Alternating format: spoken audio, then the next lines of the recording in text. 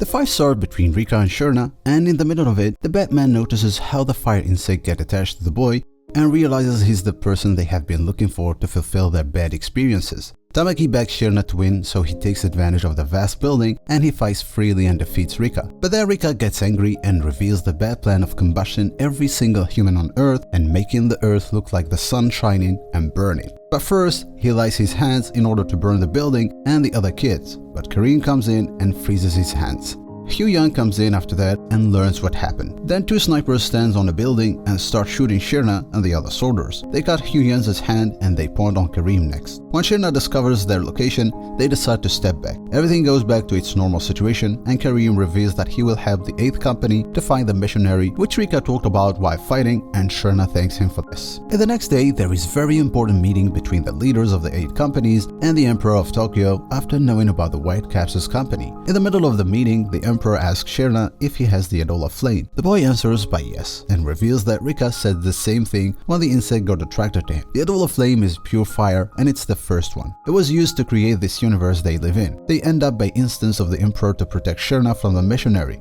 because he knew that he will come to take him someday as he has the purest flame on Earth. As the meeting gets to end, Sherna decides to go to see the power station of the city, and there he meets the Joker. He tells him that as soon as he gets closer to the missionary, he will find his little brother Shaw. After coming to the station, Sherna tells his friend about what the Joker said, so they promise him to find his brother. The captain Akitaro recalls the first fire they faced with the team and explains to his soldier that many weird things happened that day. The person who combusted was wearing white and he had no family or friends, and the only thing he left was a red cross. The company where he used to work came right after the incident and took back that cross. After doing a simple research about the company, they find its location in Asakusa within the authority of the 7th Division, and it's still working. They decide to go there and investigate about the cross company, but the leader Waka asks them to leave his division. The group decides to stay and to help the citizen, the thing which made Waka think more about helping them in their research. And while he was on his way to inform that he will help them, he hears the captain Akitaro and Hinawa talking about creating more fire monsters in the city, so he starts attacking them furiously. The other soldiers try to stop him, but he doesn't listen and he tries to use his most powerful hit ever. But Conroe stops him and asks him to think twice before attacking the 8th Company, and there must be a misunderstanding. It turns out later that the Whitecaps' group is creating for every person another one who looks exactly like him. That is why Waka saw two guys who look exactly like the captain Akitaro and Hinawa, and this led to a very big misunderstanding. Soon after that, the Whitecaps start attacking the 8th Company and learning Sherna precisely. But he realized that and follows them in purpose. Suddenly, one of them attacks him, and luckily Arthur interferes and they start fighting as a team. On the other side, Conroe convinces Waka to stay strong and to act like a leader to save his village. Waka flies and gives his order to all citizens to start beating each other in order to find the people in the skies. Back to Sherna and Arthur, where their adversary from the Whitecaps ate a fire insect and turned himself into a fire monster, which looked exactly like the one who destroyed Sherna's house 12 years ago.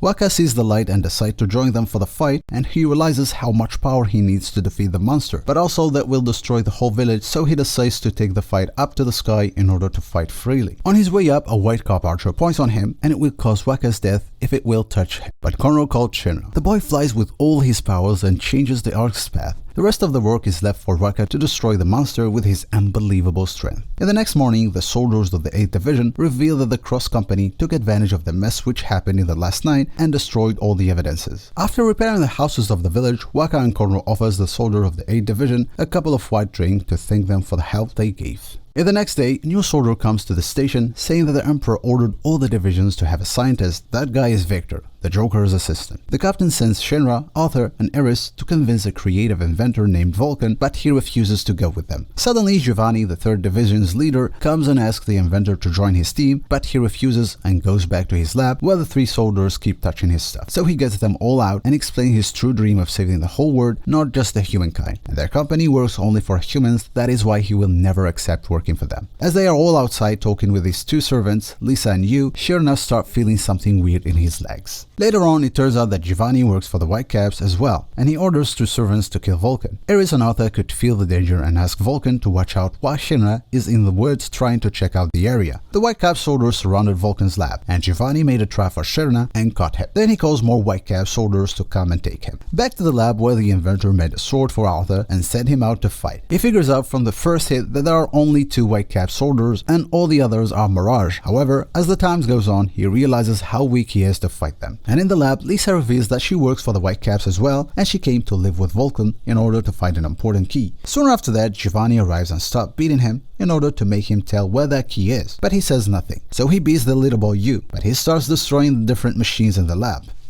While he destroys one device, he finds the key. In the woods, the Princess Hibana wakes Shirna up and tells him that she knows what happened. She finds him cuffed, but after feeling the danger, he releases himself and flies to the lab. He attacks the soldiers first, then he jumps to Giovanni. But Lisa keeps resisting and uses her fire powers, which has some magnetic characteristic. That is why Vulcan asks Iris to touch all the buttons on the wall to create a magnetic field and disables her powers. Outside, Hibana joins the fight and helps Arthur while Shinra fights Giovanni. But then he feels the same pain in his leg, which turns out to be a sort of connection with his little brother Shaw, who works for the Whitecaps. Shinra feels so happy because he finally saw his brother, but unfortunately it is one-sided feeling because Shaw starts fighting straightly without hesitation. Arthur tries to stop him, but he gets stabbed badly, just like his friend. Then Shaw asks the other soldier to take his brother to their leader, but Victor shows up driving a car and takes them all. When Shaw decides to stop them, the Joker appears and fights him till he made sure everyone escaped. But after all, the Whitecaps took the key of Amaterasu. After taking Yu to the hospital, Shinra asks Vulcan to stay in the station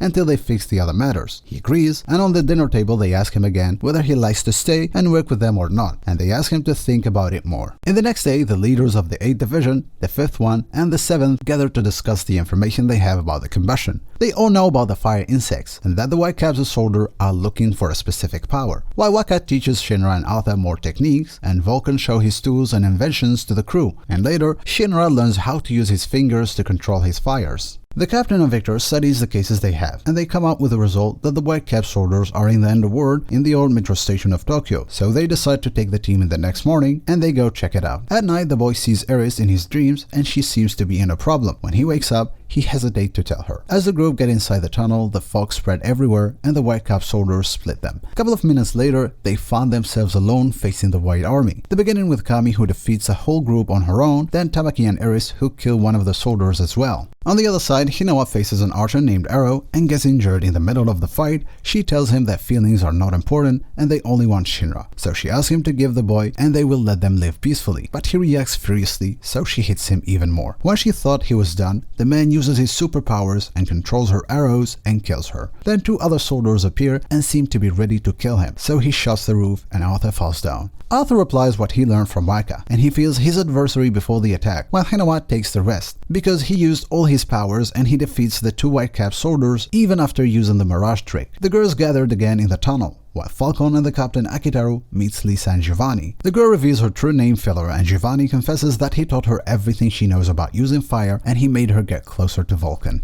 The girl seems to be cursed and attacks Vulcan. The captain tries to stop her, but she's stronger than him. But later, it turns out that Akitaru was planting bombs in her tentacles and he exploded them. The girl falls in Vulcan's arm, but Giovanni threatens her so she gets back to him and promises to stay loyal. Right after that, Giovanni suffocates her with his burning wires and asks Vulcan to kill the captain if he really cares for Lisa, and indeed, he shoots him. Giovanni releases the girl thinking the captain died, but they surprise him with the fact that the code is made to be bulletproof and they start attacking him. On the other side, Shinra feels the same weird pain, but this time he sees something strange. A land and a monster trying to touch his face and the devil's footprints. He reveals to Victor that his brother Shaw is getting closer to him, and right after that, they meet each other. Shaw doesn't show any intention to talk peacefully and reveals that he never had a mother. The only thing he knows is to fight. He shows unbelievable powers as he can stop time and do whatever he wants. Then he reveals the existence of 2 different universes. That is why no one can defeat him. Shinra insists to know, so his brother takes him to another dimension and explains the origins of the Adola Flames, and the missionary stands right behind him. Then they go back to the real world and Victor explains how Shaw stopped time by controlling the universe's heat and causes its expansion. Facing Shaw seems to be impossible with normal power like the one Shinra has, but he keeps attacking, and every time the face of Shaw when he was a little kid keeps stopping him.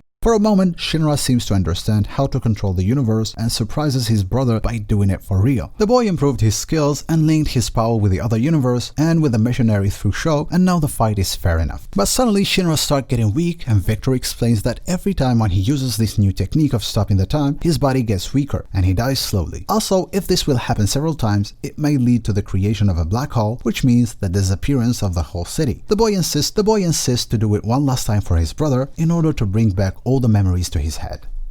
Shinra jumps and takes him to a different moment of his past. His first day in the academy, the day when he visited the power station, the day of the explosion, trying to make him live the same feeling and accept the fact. Sho realized everything. Then they go back to the real world where they find out that Shinra got stabbed by his brother unintentionally. Homiya comes after that to take the flame from Shinra before he dies and explain their need to the flame, as they have been collecting all the flames since a long time to recreate the universe. Sho asks to know the truth and what happened 12 years ago, but she curses him. Then Arthur and the rest of the team interfere, so she decides to step back, taking Sho with her while the tunnels is about to collapse. The team takes Shinra to the hospital where he takes the necessary treatments, and after 3 days he wakes up craving food and gets an unexpected visit from Burns, who finally decides to talk about what happened 12 years ago. He reveals that he knows about Sho and the White Caps. The boy reacts angrily and the leader asks him to prove his powers in a fight.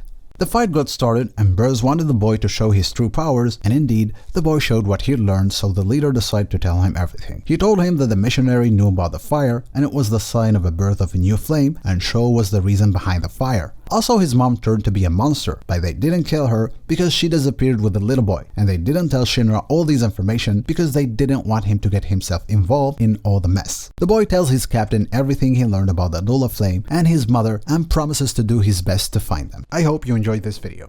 See you tomorrow with the new one. Until then, take care and stay tuned.